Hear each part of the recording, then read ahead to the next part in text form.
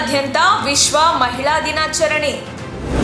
March 8ರಂದು ತುಮಕೂರಿನಾದ್ಯಂತ ಅಂತಾರಾಷ್ಟ್ರೀಯ ಮಹಿಳಾ ದಿನಾಚರಣೆ.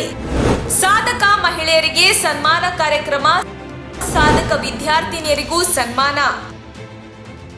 ಕೊರಟಗೆರೆ ಪಟ್ಟಣದ ಸರ್ಕಾರಿ ಪ್ರಥಮ ದರ್ಜೆ ಕಾಲೇಜಿನಲ್ಲಿ ವಿಶ್ವ ಮಹಿಳಾ ದಿನಾಚರಣೆಯನ್ನು ಆಚರಿಸಲಾಗಿತ್ತು.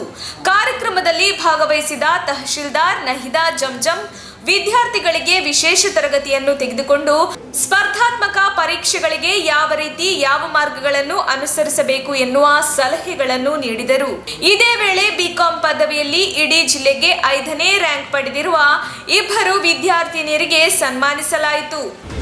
ಅಖಿಲ ಭಾರತ ವೀರಶೈವ ಲಿಂಗಾಯತ ಮಹಿಳಾ ಘಟಕದಿಂದ ಮಹಿಳಾ ದಿನಾಚರಣೆ.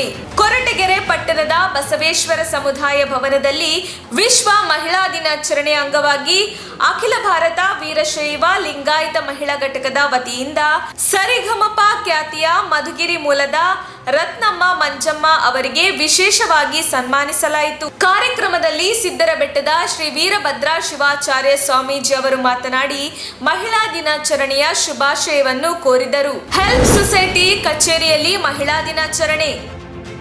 ಪಾವಗಡ ಪಟ್ಟಣದ ಹೆಲ್ಪ್ ಸೊಸೈಟಿ ಕಚೇರಿಯಲ್ಲಿ ಮಂಗಳವಾರ ವಿಶ್ವ ಮಹಿಳಾ ದಿನಾಚರಣೆ ಅಂಗವಾಗಿ ಮಹಿಳಾ ಸಾಧಕರನ್ನು ಶಾಲು ಹೊದಿಸಿ ಆತ್ಮೀಯವಾಗಿ ಸನ್ಮಾನಿಸಿ ನೆನಪಿನ ಕಾಣಿಕೆ ನೀಡಿ ಗೌರವಿಸಲಾಯಿತು.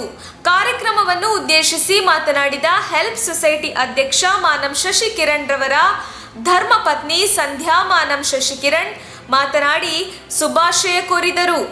ಈ ಸಂದರ್ಭದಲ್ಲಿ ಮಹಿಳಾ ದಿನಾಚರಣೆ ಅಂಗವಾಗಿ ಮಹಿಳಾ ಸಾಧಕಿಯರಾದ ಆರೋಗ್ಯ ಇಲಾಖೆಯ ನಿವೃತ್ತ ಆರೋಗ್ಯ ಸಹಾಯಕಿ ಯಶೋದಮ್ಮ, ಸಮಾಜ ಸೇವಕಿ ಹಾಗೂ ವಾಲ್ಮೀಕಿ ಮಹಿಳಾ ಘಟಕದ ಅಧ್ಯಕ್ಷೆ ಶ್ರೀಮತಿ ಅಂಬಿಕಾ ರಮೇಶ್, ತಹಶೀಲ್ದಾರ್ ಕಚೇರಿಯ ಸರ್ವೇಯರ್ ನರಸಮ್ಮ, ಬ್ಯಾಡನೂರು ಅಂಗನವಾಡಿ ಶಿಕ್ಷಕಿ ಭವಾನಿ, ಹೆಸರಾಂತ ಹೆರಿಗೆ ತಾಯಿ ಎಂದು ಖ್ಯಾತರಾದ ಬ್ಯಾಡನೂರು ಮಲ್ಲೇಶಕ್ಕ ಹಾಗೂ ಪುರಸಭೆ ಇಲಾಖೆ ಮಹಿಳಾ ಪೌರ ಕಾರ್ಮಿಕೆ ನಾಗಲಕ್ಷ್ಮಮ್ಮ ರವರನ್ನು ಆತ್ಮೀಯವಾಗಿ ಸನ್ಮಾನಿಸಲಾಯಿತು.